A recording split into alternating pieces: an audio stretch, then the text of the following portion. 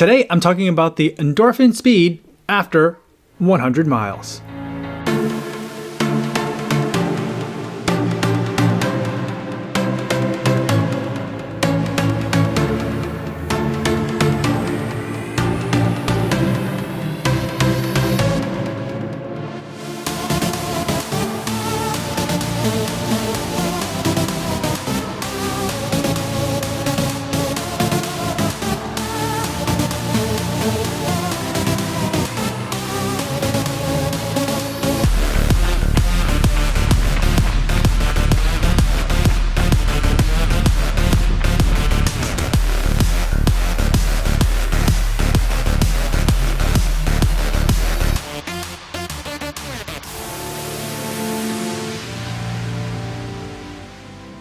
(15.42 miles, 8 minutes, 1 second per mile, 149 beats per minute today, going for a moderate effort long run and taking the Saucony Endorphin Speed to the 100 mile mark. Now, before I give you my thoughts on this shoe after 100 miles, I do want to go over some disclosures. This is a pair of shoes that I purchased with my own money. No one sent it to me or is paying me to make this review, and no one's going to get a chance to preview any of my footage or my thoughts before you guys get a chance to see this video on YouTube. So, with the disclosures out of the way, let's talk about the Saucony Endorphin Speed after 100 miles. Now, with the Saucony Endorphin Speed, we've got 33 millimeters of stack height in the heel and an 8 millimeter drop, giving us 25 millimeters of stack height in the forefoot. That midsole being comprised of PWRRUN PB and a nylon plate to give it just a little bit of extra springiness during the run. The entire package comes in at a relatively light 7.8 ounces. Right out of the box, I absolutely love this shoe, and instantly it became one of my favorites. It was my shoe of the year last year. It was a lot of people's shoe of the year last year,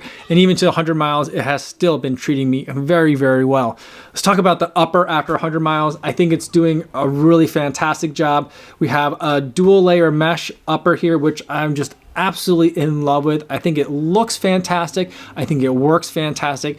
It has a little bit of an old school like racing flat vibe to it for me, and it's just a no nonsense, get ready to do some hard work type of upper. The material is stretchy enough to give myself some flexibility as I'm running, but it also is strong enough to keep my foot locked in as I'm trying to push the pace. In terms of the tongue, it's mostly a mesh tongue, which I absolutely love. Just a little bit of extra material right up at the top here that provides a little bit of padding. In the back, there is actually quite a bit of padding. There's more than just a little bit of a bumper that we've been seeing a lot, especially in this type of shoe. There's more padding back here, but it's not that thick. So it's like taller padding. There's more of it, but not like deep. And I think that really works out well for me. The heel fit in here is just really perfect. It fits like a glove for me. The one area where this shoe gets like totally weird for me though is in this heel cup. There is relatively speaking, there's a lot of structure back here in the heel, but it's not very stiff. So there's a lot, and it's kind of outlined by these silver like racing stripes back here, but it's pretty flexible still. You can still kind of bend it. It just also looks really weird to me. Like up front, we've got like a very modern take on the classic racer. I'm just absolutely loving it.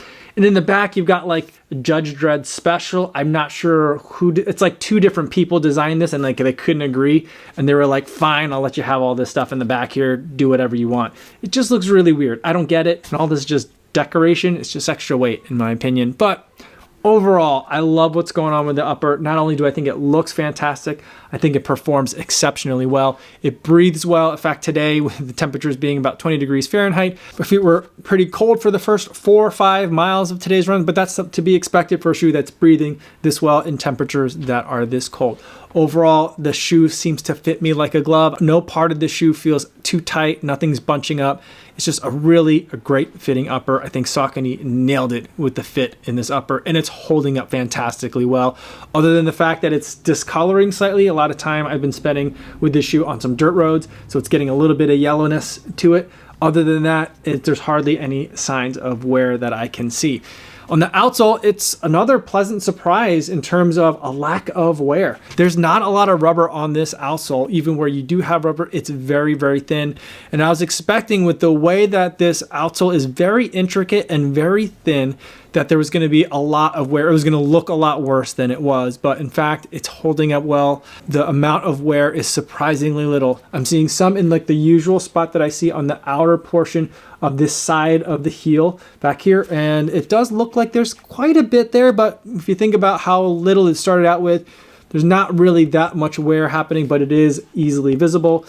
There's a tiny bit, a little bit further towards the front than when I normally see wear in the front of my shoe. But there's a very small amount that's visible there, but only if I go looking for it. Otherwise, I wouldn't even know that it's there.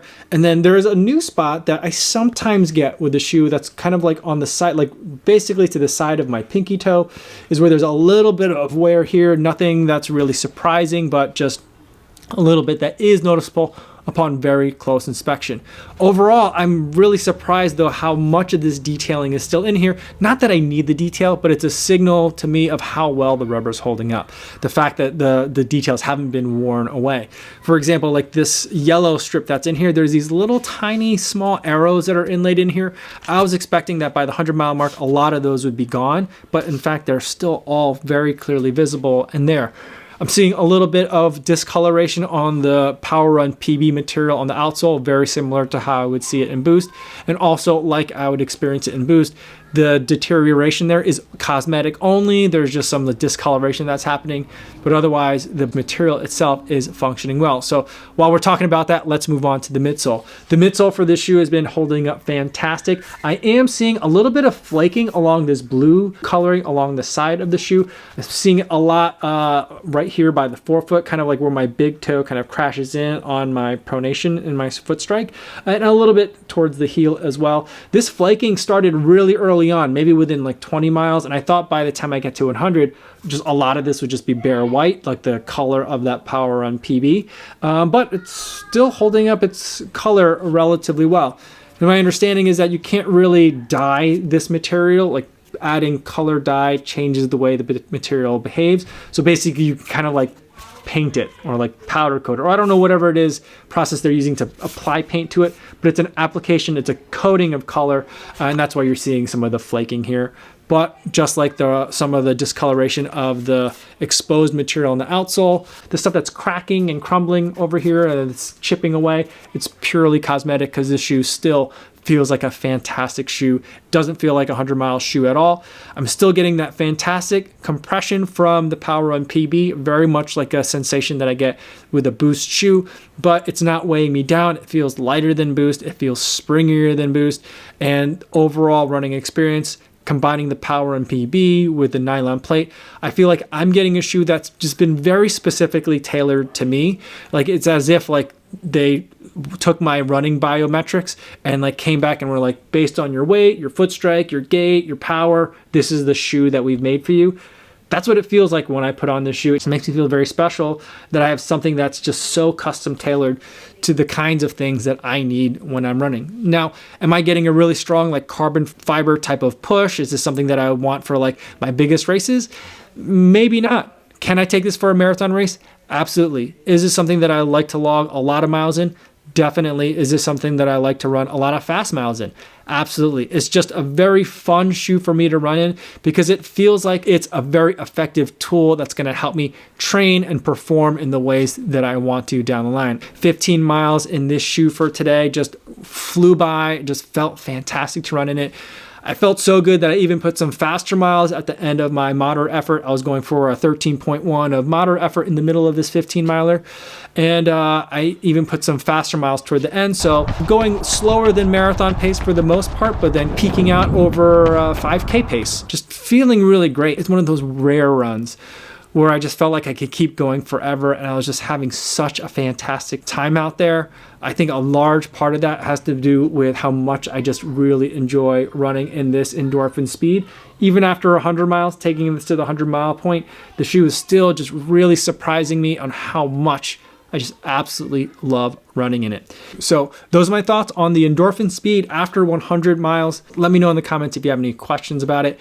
Or better yet, feel free to stop by the live stream I do just about every day here on YouTube, 3 p.m. Central Time. I'd love to talk to you guys about it more there.